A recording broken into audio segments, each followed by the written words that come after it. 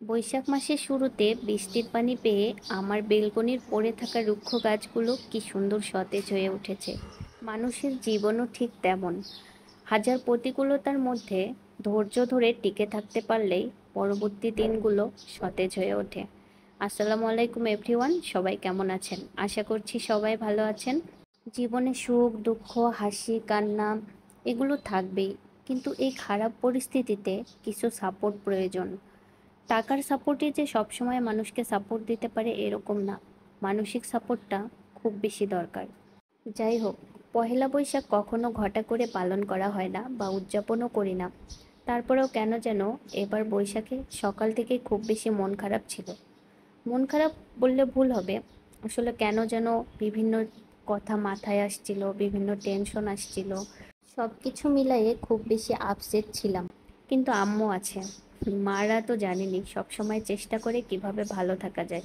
ওই যে বলছিলাম ভিডিওর শুরুতে, মানসিক সাপোর্ট, আসলে মা হলো সেই মানসিক সাপোর্ট।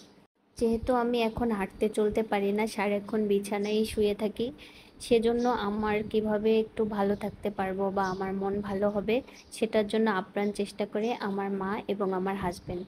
আমার হাজবেন্ডের কথা বললে কম হবে, আসলে মানুষটা এত বেশি কেয়ারিং, অসুস্থ না হলে বুঝতেই পারতাম না। সব কিছুর জন্য আল্লাহ তালার কাছে শুক্রিয়া আদায় করে শেষ করতে পারবো না, আলহামদুলিল্লাহ। যাই হোক, এখানে আমার মা আজকে আমাকে তেলাপিয়ার বারবিকিউ খাইয়েছে। আমি কখনো খাইনি, কিন্তু এত বেশি মজা হয়েছিল। আমার মা এরকম সুন্দর করে ডেকোরেশনও করেছে। এই বারবিকিউতে আমার মা কিছু মশলা মাখিয়ে নিয়েছিল, মশলাগুলো ছিল সয়া সস, টমেটো সস, জিরে ধনের গুঁড়া, কাবাবের মশলা, লেবুর রস, লবণ, হলুদ, মরিচের গুঁড়া, আদা রসুন। বারবিকিউতে আসলে যা যা লাগে সব কিছু দিয়েছিল। এটা যে তেলাপিয়া মাছ একটুও বোঝা যাচ্ছিল না। সাইডে দেখেন প্লাস্টার পা, আর সামনে আমি গপ গপ করে খাচ্ছি।